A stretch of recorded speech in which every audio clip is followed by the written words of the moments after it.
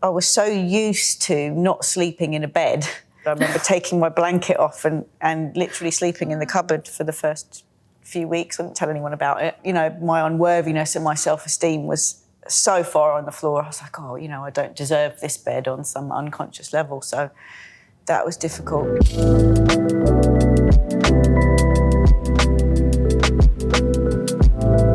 It's so important to be able to use creativity to engage with people on a deeper level and to open up a conversation that has got so much stigma attached around it, but also show there is hope outside of homelessness.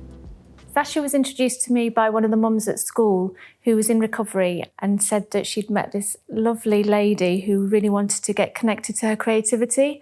And I've got a studio in Hitchin. I said, bring her along and we'll have a chat. And then Sasha came in and we just kind of like hit it off. Well, I had been dreaming about finding a studio space and some way to spend my time in my early recovery. And then I was introduced to Sam and I couldn't believe it because it was just the perfect fit. And it just so happened that at the time I'd started a project called Child Of, that I started because of the death of my father, who was an alcoholic. The only way that I really kind of process my emotions is through creativity. So I thought, I'm just going to start an art project, working out the connection between addiction and creativity and opening up the conversation in a really kind of non-judgmental way.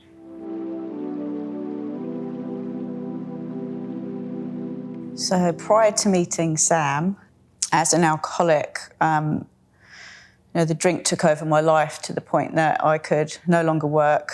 I was in creative fields before. I did design handbags. I had a company, but I just couldn't work where the drink just took over. And what happened was I ended up in a homeless hostel because I lost everything. And from there, I ended up on street drugs, which took me to a different level of addiction and survival, I would say. There was one particular hostel that I was in, and there was 150 women in there. But to be honest, I didn't really feel that safe in there. It was sort of like an open prison. You know, there was a lot of fights happening, a lot of, you know, getting robbed on your payday, things like that. And for me, it was actually safer to be outside on the street. I think a lot of trauma was sustained during that period in my life. It was quite unsettling, I suppose, just not having a home, not really having a purpose, just sort of wandering, just on a circle of survival. And I guess a lot of the hidden homelessness is like, you know, the sofa surfing, the moving from one place to the next. And just because you've got a roof over your head doesn't mean that you haven't got a home. You know, like I think the home is about the security, isn't it? And feeling that you've got somewhere that's yours. I think with my dad, on the surface, he had everything kind of going for him. But I think with him, it's when my mum left him and she left him with the kids, with me and my brother, I think it was a huge knock on his ego and his manhood, and he could never get past that point. And he never asked for help.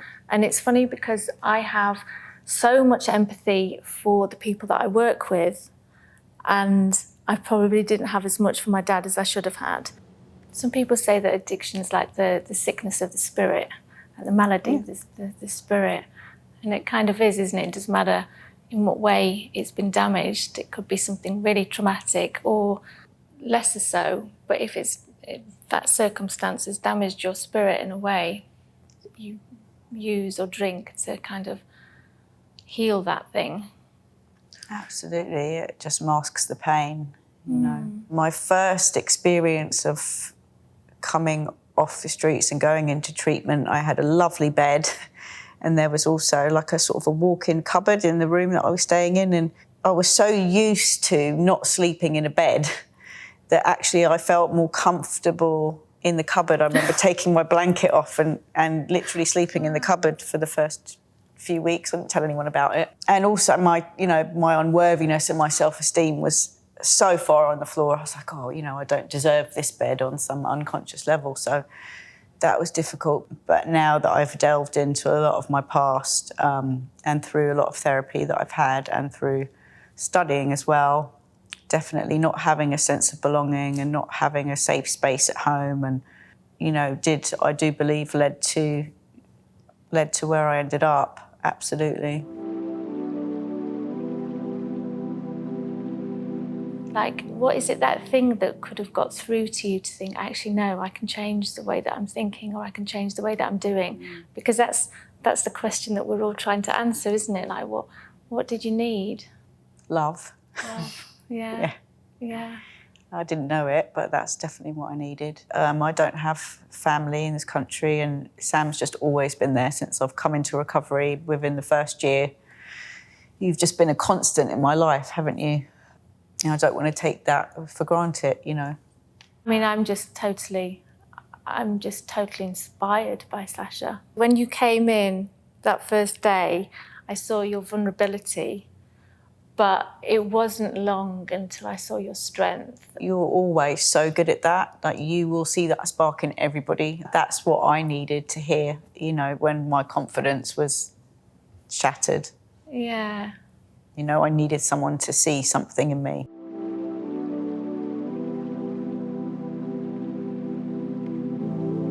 I can't even remember how long ago it was when you talked about your jacket. Yeah, you couldn't believe that I still had the jacket. I still kept hold of the jacket that I used to wear that made me feel safe. And you brought the jacket to the studio, didn't you? And it's been hung up for ages. And it was a story you told about how you used to hide. Yeah, the jacket was huge for me, and it was massive, and it had a big hood, and I would just sit there so I felt no one could see my face. And I came round to you, didn't I? And said, can I take pictures of you? Like, how did you used to sit? And I'm like there with the technicians doing all the welding, and we've got my laptop with a picture of you, like crouching down, and then we're building the armature, and then taking a picture of that and putting them one on top of the other, and they're going, no, a head's lower than that, and then we like bend it down. It was really cool. So yeah, that's kind of like how it started, really, becoming real. And you made the jacket. When you come up with that, I mean, it was brilliant, but you really made me address certain things. Yeah, and I like the way you're using text. So on the back of the jacket, there's "Go Home," and then on the embroidery, there's "Go Home," but it's slightly more abstract. And for you, that was very much like key words, weren't there? I mean, you asked me earlier, where is home? And it is actually, my heart is home. And when I was on a train, just going round and round on the train, because I had nowhere to go, and I was asking something, where am I supposed to go? What am I supposed to do? And I heard a very loud voice that said, "Go home." And I immediately started laughing because I thought, that's hilarious. I haven't got home. Like, but in retrospect, I know exactly what that voice was telling me, that I needed to find myself again. When I look at that sculpture, it's so powerful and impactful because I can just feel that desperation that I felt then. When you see the sculpture on its own, you feel that person has literally got the world on their shoulders and they're beaten. And then with the portrait, the same. I want somebody to feel that there is hope and there is beauty, and we have to appreciate the human there. And that's what we need.